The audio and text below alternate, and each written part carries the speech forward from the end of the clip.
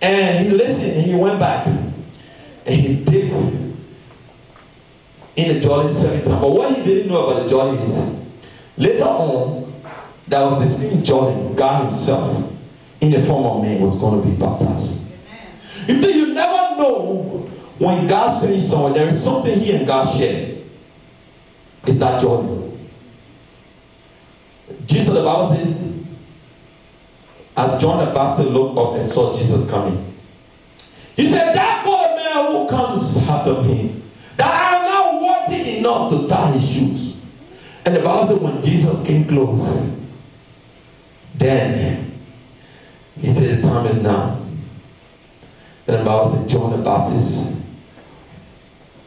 walked to him as he entered the Jordan River. The same Jordan River a couple of thousand years ago that was so dirty that Naaman could not be in. That is where the Son of God was in. That is where his ministry began. Yes.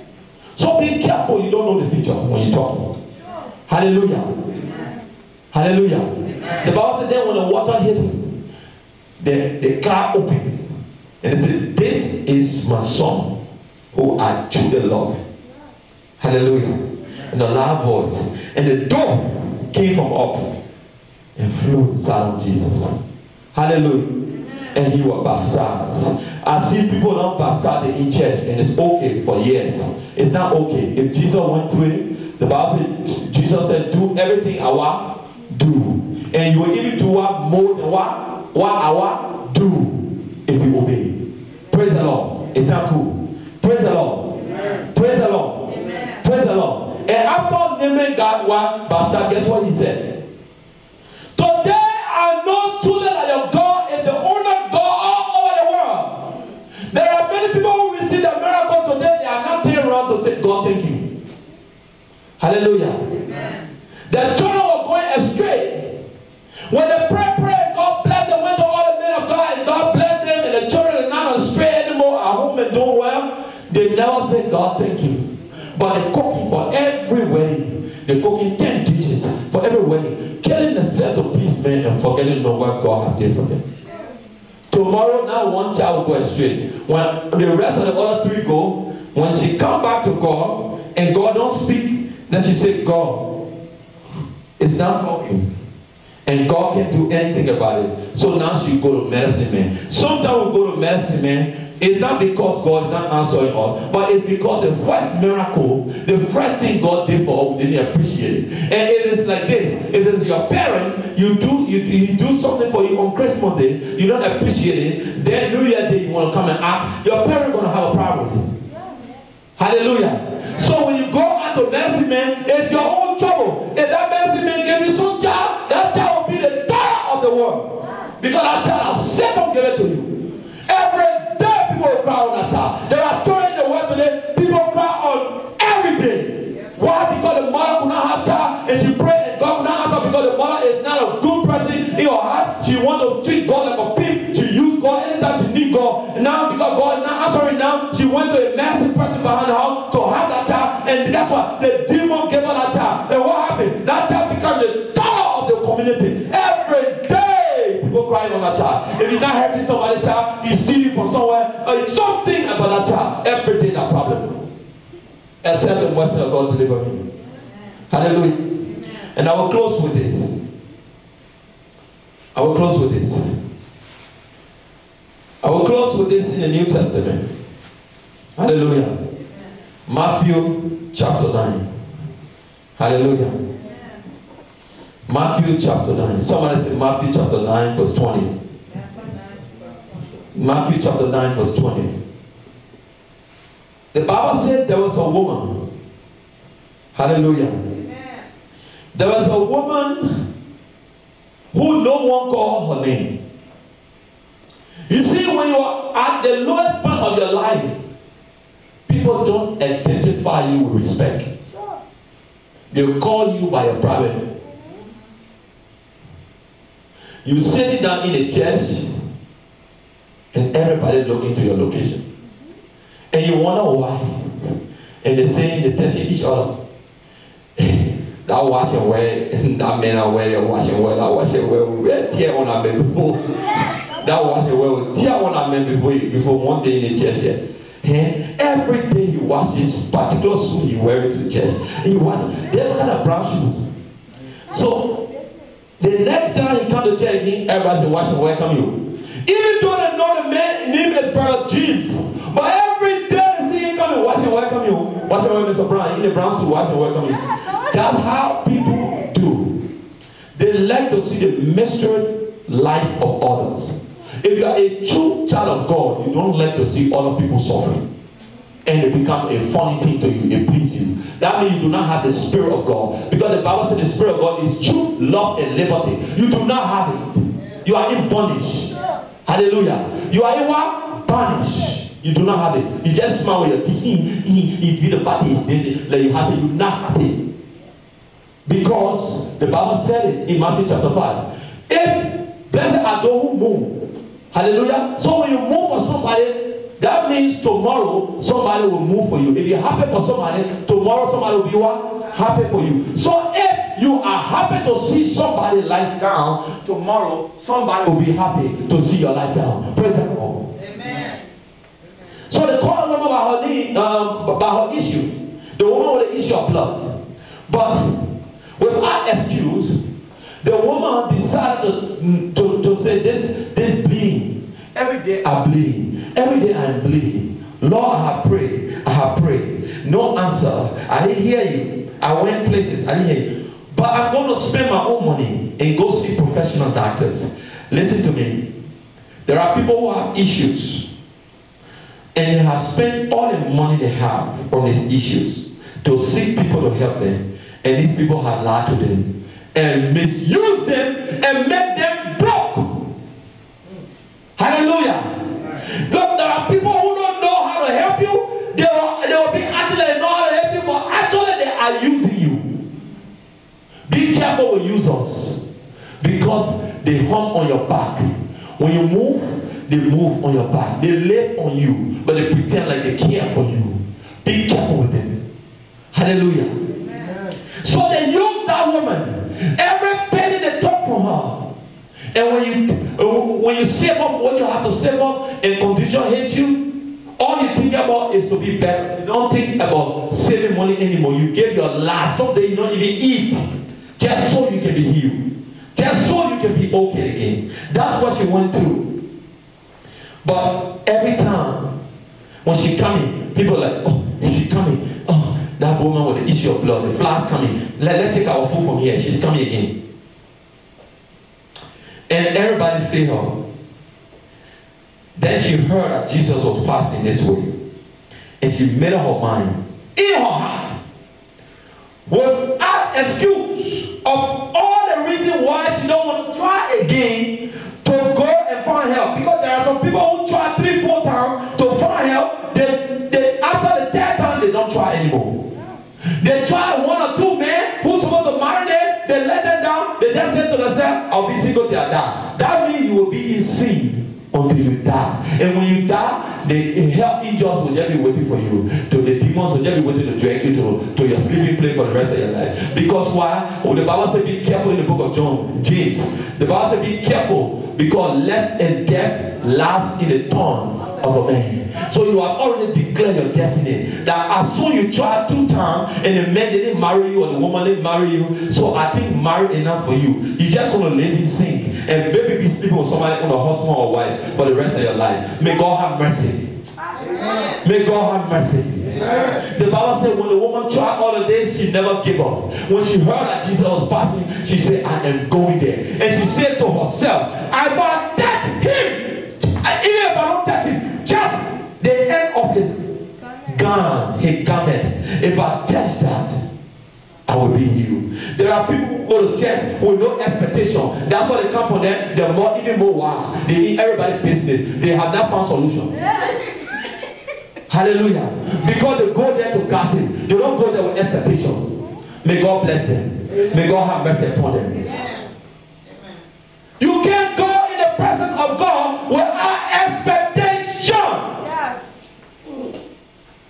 Then you just go there because your friend go to the church. So your friend hoping. So all of you are going together because you don't want to be lonely. That's not what you go to church for. You go with expectation. Lord, this week, I thank you. You have done this for me. But Lord, as you have done this for me, this is not the end. I want you to keep me secure. I know the enemy will want to tempt me on this blessing. Protect me, Lord, as I come to you. Please protect me. You go with expectation. Yes. Hallelujah.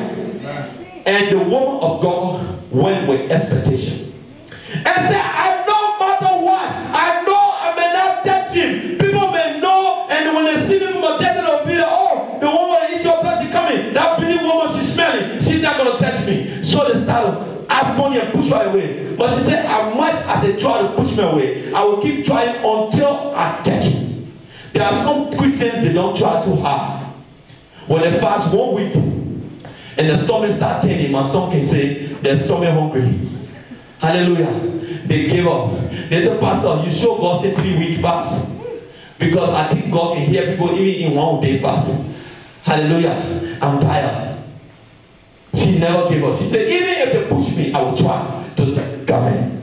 Hallelujah. Amen. The Bible said, and when she touched him, hallelujah, instantly she got what? Healed. Immediately the blood cut off. Then Jesus turned around. Hallelujah. Amen. In Matthew chapter 9 verse 20 to 22, Jesus turned around. And he said, oh, somebody touched me.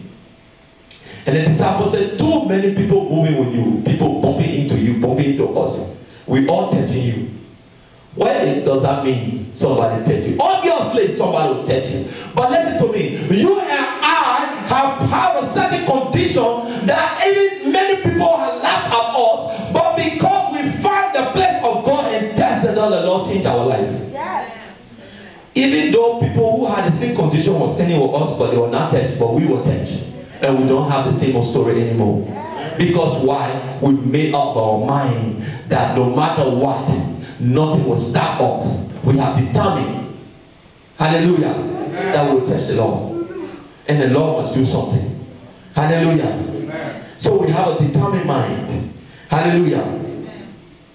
In John chapter 5, there was a man who sat at the pool. John chapter 5 verse 1 to 15. The Bible says there's a man who sat at the pool of Bethesda.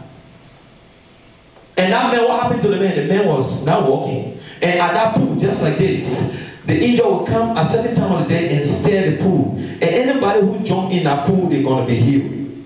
But that man was there for 38 years, sitting at that pool. Hallelujah. Amen.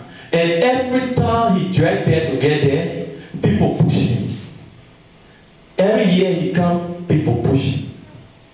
But that's the difference for him and that woman. When you are following the law, be consistent. Even when there is a temptation, push on, continue to pray, get up. Only a loser can stay down. A fighter will always get up. Because as you continue to fight, someday you will be a winner. Amen. Hallelujah. Amen. But when you give up, you will never be a winner. When you give up, you will never be a winner. Keep following your dream. Don't give up. Keep going after your gift. Don't give up. If you give up, you are a loser. You will say, I used to. You will never say, I have. We are the children of God. We always have. We never used to. We never lost what God gave us. We always get what God gave us. Hallelujah. Put your hand together for Jesus. The Bible said then on the 38 years, Jesus arrived at the place and asked him, what is your problem? He said, I need to be healed. But one issue. I've been here 38 years, going 39. And every time I try to get into this pool, for all these years, people would just rush me, get in front of me. And he was giving Jesus excuses. I believe the confession of a woman is stronger than a man. I will say that on the pulpit. The confession of a woman is stronger than many men. Because I can tell you how terrible it was when Jesus died. They were going from door to door hunting people who believe in Jesus. But the Bible tells me that women went out every day making sure to see that Jesus rose off the grave. They were not afraid. When a woman wants something and believes in something, or believes in a man, I don't care to say that man can steal raccoon every day, people looking for their raccoon. She will say that's my best man. I don't care what you're saying. Hallelujah. A woman is a serious, when they have a serious conviction about something, something must be done. Hallelujah. Only a few men. I can believe, I can guarantee if there was a woman in the garden who was in control of the garden, we were not going to be in this condition. Because women will continue reminding you, baby, don't forget you got to sleep or tomorrow we go. She'll come back again. Baby, you on the phone? I thought you were supposed to sleep at this time. They were not, but men, baby, you have to work. Okay. Then you go and collect a beer. On the phone with a man. Because they already told baby, you don't have to keep telling baby. Women are different. They will not stop until it happens. That's why they don't make plow, women make plow. People who make plow don't say, you first here, and they stop. That's not how you make plow. That's not how you make plow. That's why women make more plow than men. That's not how you make plow. When you want to make plow, look at you. You pull like that, you want up your money. Next time you talk to my boy, who is talking to that? Back and go, back and go. That's how it is. You know that women. So they know how to consistently repeat stuff till you get it. Hallelujah. Put your hand together for the women. So he was getting all his complaint. Why he couldn't? Why he couldn't? All the excuses. If there was a woman, a long time she get her healing in that pool. So I want to advise us. Sometimes the reason why we can't get to where we need to go according to where God has placed in our path, our blessings, our change of life, our elevation, is because we are not truly desire that. Sometimes you can say, I like the girl, but if she don't like me, then let me I'll get the ring, get over. When you say that means you're not truly desiring her.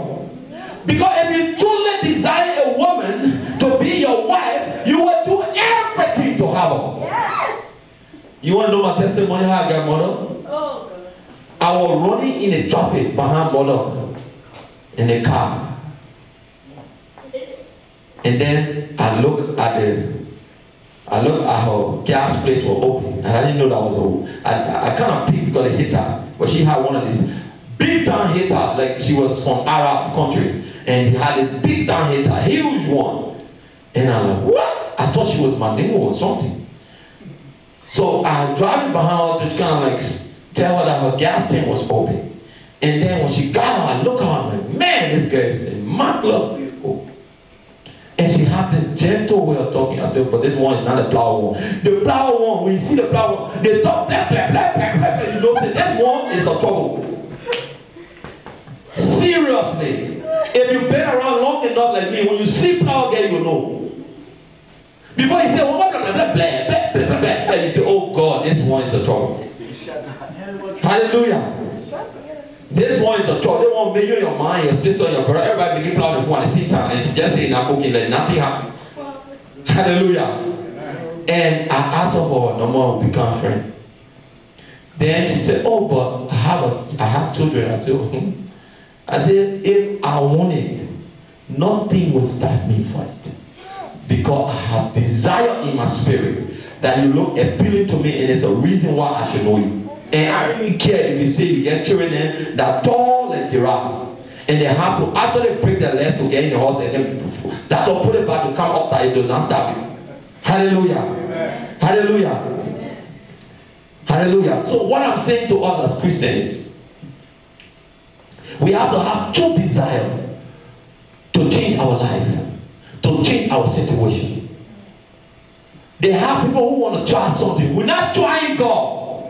We believe that God can do all things to them that believe. We are not here trying God. We try Him already. That is why we are not dead for the time we came out of our mother's stomach.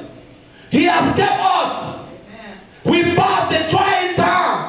It's time to ask and work for God. And to know what you need, whatever situation you're going through, be true to God. Have the desire that God will save you. Don't lose courage. And stop the excuses. Just like the man at the pool. Stop the excuses. Just like Naaman in 2 Kings chapter 5 verse 1. Stop telling people what you expect for God to do, let God tell you what He expects for you to do. Amen. Hallelujah. Amen. Some of us will be so far today, but we are not listening to the voice of God. Hallelujah. Amen. May we stand in the presence of God. Amen. Hallelujah. Amen. Hallelujah.